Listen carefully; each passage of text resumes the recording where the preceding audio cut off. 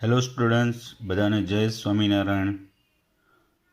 સહજાન વિદ્યાલય તરફથી રસાયણના ઓનલાઈન શિક્ષણમાં ચેપ્ટર 6 ચાલે છે. તો આ વિડીયો લેક્ચર કદાચ આ ચેપ્ટરનો છેલ્લો લેક્ચર બનશે.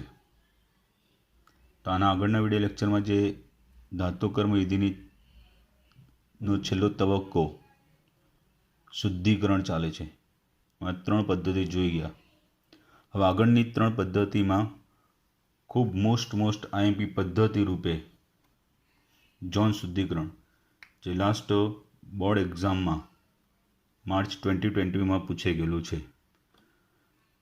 તો આ પદ્ધતિનો સિદ્ધાંત એ છે કે અશુદ્ધિઓ ધાતુના ઘન સ્વરૂપને બદલે એમનું જે પીગાળેલ સ્વરૂપ હોય એમાં વધુ દ્રાવે છે.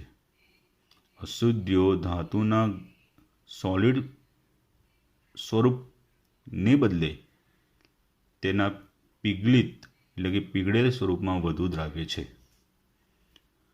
તો આકૃતિમાં દર્શાવ્યા મુજબ અહીં આકૃતિ દર્શાવી છે. તો એક નળાકાર પાઇપ લીધો છે, એમાં ઉમદા વાયુનું વાતાવરણ, નિષ્ક્રિય વાયુનું વાતાવરણ રાખ્યું છે. તેમાં અશુદ્ધયુક્ત ધાતુનો સળિયો છે, બંને છેડે બંધ કરેલા છે, અને એ અશુદ્ધયુક્ત ધાતુના છેડે મોબાઈલ હીટર, ગતિશીલ હીટર ગોઠવ્યું છે. તો આકૃતિમાં દર્શાવ્યા મુજબ અશુદ્ધ ધાતુને છેડે કોઈ એક છેડે ગતિશીલ એટલે કે મોબાઈલ હીટરને જડવામાં આવે છે, ગોઠવવામાં આવે છે આ રીતે. બરાબર. પછી શું થાય? તો પીગલિત ઝોન જે છે, એટલે ગરમ થતાં જે પીગલિત દ્રવ્ય બનશે તે પીગલિત ઝોનને હીટરની સાથે આગળ ખસેડવામાં આવે છે. તો હીટર જેમ જેમ આગળ વધે તેમ પાછળ રહી ગયેલી જે પીગલિત ધાતુ છે એ શુદ્ધ સ્વરૂપમાં હોય એટલે સ્ફટિકીકરણ પામતી જશે. જેમ મોબાઈલ હીટર આગળ ખસતું જશે એમ શું થશે? પીગલિત દ્રવ આગળ જતું જશે. એમાંથી જે પાછળ રહી જશે એ શું હોય? પીગલિત ધાતુ સ્ફટિકીકરણ પામીને શુદ્ધ બનતી જાય. અને હીટરના હલનચલનથી એટલે જેમ આગળ જશે એમ ઉત્પન્ન થયેલું નવું પીગલિત ઝોનમાં અશુદ્ધિઓ ઉમેરાતી જશે. એટલે પાછળ શુદ્ધ ધાતુ સ્ફટિકીકરણ થતી જાય, જેમ હીટર આગળ ખસતું જાય એમ એમાં અશુદ્ધિઓ વધુ ને વધુ પીગળતી જશે. એટલે અશુદ્ધિઓ આગળ એમાં પસાર થતી જશે. તો આ પદ્ધતિ કેટલીક વખત એટલે અનેક વખત રીતના પુનરાવર્તિત કરવામાં આવે છે અને હીટરને તે જ દિશામાં આગળ ખસેડવામાં આવે છે. એટલે આવી રીતે અનેક વખત પુનરાવર્તન કરી ત્યારબાદ છેલ્લે એક છેડો છે એને ત્યાં બધી અશુદ્ધિઓ અહીંયા સંકેન્દ્રિત થાય, જમા થાય. પછી કોઈ એક છેડો છે એને કાપી લેવામાં આવે. એટલે આ પાત્રનો એક છેડો કાપી લઈએ એટલે બધી અશુદ્ધિઓ છે એ અહીંયાથી દ્રવિત સ્વરૂપમાં, પીગલિત સ્વરૂપમાં બહાર નીકળી આવશે. તો આ પદ્ધતિ ખાસ કરીને અર્ધવાહકો બનાવવામાં તથા અન્ય ધાતુઓને ઊંચી શુદ્ધતાવાળી તથા અન્ય ધાતુઓને વધુ ઊંચી શુદ્ધતાવાળી મેળવવા માટે ઉપયોગી છે. એટલે અર્ધવાહકો બનાવવા અને કેટલીક ધાતુને વધુ ઊંચી શુદ્ધતાવાળી બનાવવા ઉપયોગી છે. તો અર્ધવાહકો એટલે કે અર્ધધાતુઓ જેવી કે germanium, silicon, boron, gallium, indium વગેરે જેવી અર્ધધાતુના શુદ્ધિકરણ માટે ઉપયોગી છે. બરાબર. ખાસ સાંભળજો, 2-3 વાર સાંભળજો, સમજજો, કેમ કે અગત્યનો ટૉપિક છે આ ચેપ્ટરની બોર્ડની પરીક્ષા માટેનો. ત્યાર પછી આગળ વાત કરીએ તો 5મી પદ્ધતિ છે બાષ્પકલા શુદ્ધિકરણ. તો આ પદ્ધતિમાં જે ધાતુ છે એ ધાતુને બાષ્પશીલ સંયોજનમાં કેવા બાષ્પશીલ સંયોજનમાં પરિવર્તિત કરી એકઠી કરવામાં આવે છે. પહેલાં શું કરવામાં આવે છે? આ પદ્ધતિમાં ધાતુને બાષ્પશીલ સંયોજનમાં પરિવર્તિત કરી એકઠી કરવામાં આવે, પછી એનું વિઘટન કરી શુદ્ધ ધાતુ મેળવી શકાય છે. તો આ માટેની બે જરૂરિયાતો છે. કઈ? એક, પ્રાપ્ય પ્રક્રિયક સાથે એ ધાતુનું બાષ્પશીલ સંયોજન બનાવવું એટલે કે નિર્માણ કરવું. એટલે જે અશુદ્ધ ધાતુ છે એને યોગ્ય અથવા પ્રાપ્ય પ્રક્રિયક સાથેનું બાષ્પશીલ સંયોજન બનાવવું. નંબર 2, એ બાષ્પશીલ સંયોજનને સહેલાઈથી વિઘટનીય હોવો જોઈએ કે જેથી એને શુદ્ધ સ્વરૂપમાં પુનઃ પ્રાપ્ત કરી શકાય. બરાબર? એટલે પહેલું બાષ્પશીલ સંયોજન બનાવવું અને એ બાષ્પશીલ સંયોજન સહેલાઈથી વિઘટન થઈ શકતું હોવું જોઈએ જેથી એ ધાતુ સરળતાથી શુદ્ધ સ્વરૂપમાં પુનઃ પ્રાપ્ત કરી શકાય. તે માટેની બે પદ્ધતિઓ છે, વેરી મોસ્ટ ઇમ્પોર્ટન્ટ. નિકલના શુદ્ધિકરણ માટેની મોન્ડ પ્રક્રમ. તો આ પ્રક્રમમાં નિકલને કાર્બન મોનોક્સાઇડના પ્રવાહમાં ગરમ કરવામાં આવે છે જેથી બાષ્પશીલ સંકીર્ણ ટેટ્રાકાર્બોનિલ નિકલ બને છે. એ બાષ્પશીલ સંકીર્ણને ઊંચા તાપમાને વિઘટન કરતાં શુદ્ધ નિકલ ધાતુ મળે છે. તો Ni+4CO અહીંયા નિકલ કેવા સ્વરૂપમાં છે? અશુદ્ધ. 330 થી 350 કેલ્વિન જેટલા તાપમાને ગરમ કરતાં બાષ્પશીલ સંકીર્ણ NiCO4 મળશે, જેનું એનાથી ઊંચા તાપમાને ગરમ કરીએ, કેટલા? 450 થી 470, તો આપણે શુદ્ધ નિકલ મળે અને જે પ્રક્રિયક લીધો તો એ પાછો મળી રહે, એટલે એનો ફરી ઉપયોગ કરી શકાય. એટલે આ ઓછી ખર્ચાળ પદ્ધતિ છે. આ પણ માર્ચ 2020માં પૂછાઈ ગયેલી છે. બીજી છે ઝર્કોનિયમ અને ટિટેનિયમના શુદ્ધિકરણની વાન આર્કેલ પ્રક્રમ.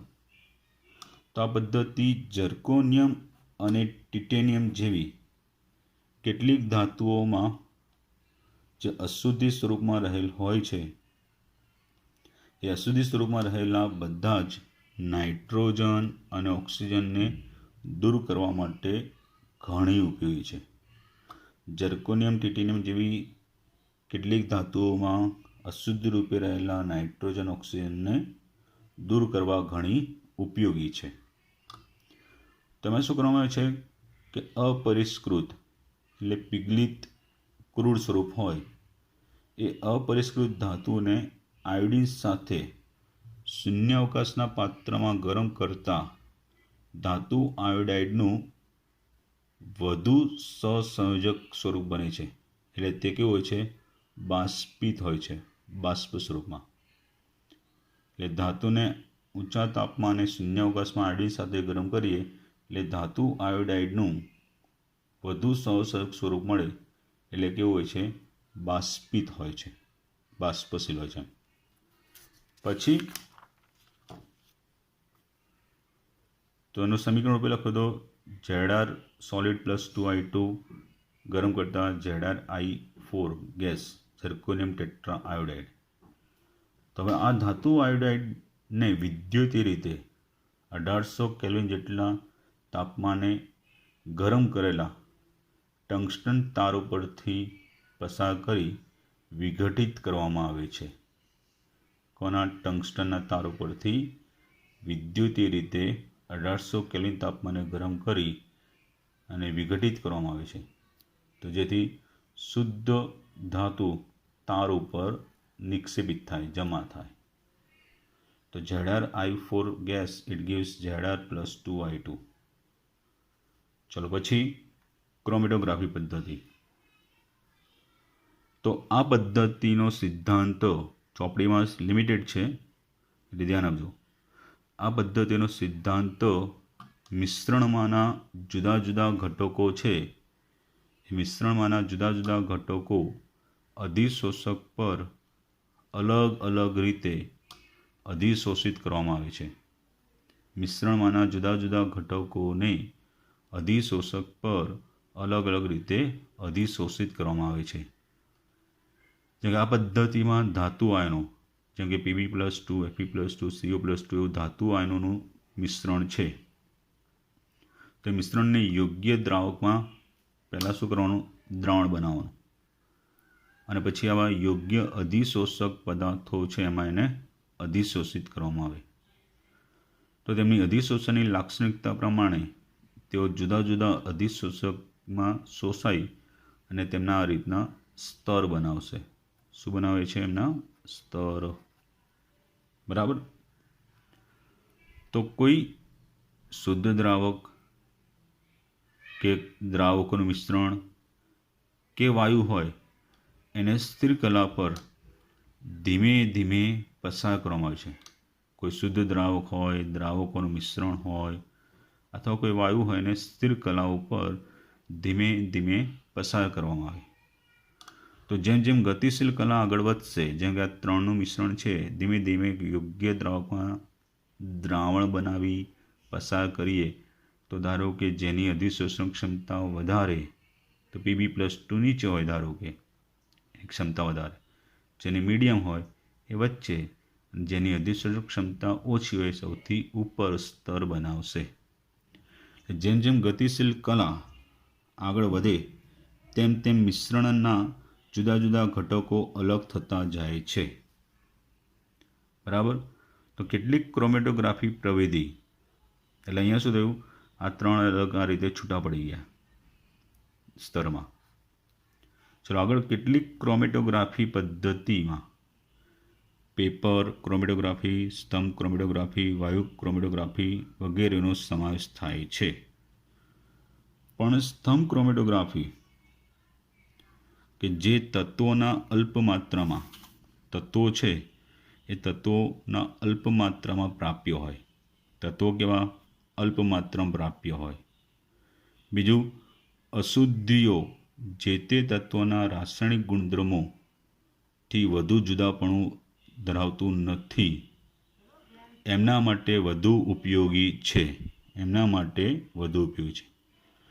અલ્પ માત્રામાં તત્વો હોય અને અશુદ્ધિઓ છે એ તત્વોના રાસાયણિક ગુણધર્મોથી વધુ જુદા પડતા ન હોય એમના માટે વધુ ઉપયોગી છે. તો સ્ટુડન્ટ્સ, અહીંયા આપણે ચેપ્ટર 6 પૂર્ણ થાય છે. આગળના લેક્ચરમાં કંઈક MCQ કે NCERTના પ્રશ્નો જોઈશું. બરાબર. નહીંતર નવા ચેપ્ટર તરફ પ્રયાણ કરીશું. ઓકે, તૈયારી કરતા રહેજો. ખાસ આખું ચેપ્ટર તૈયાર કરજો, એટલે આ સેટરડે આખા ચેપ્ટરની એક્ઝામ થશે. ઓકે, જય સ્વામિનારાયણ.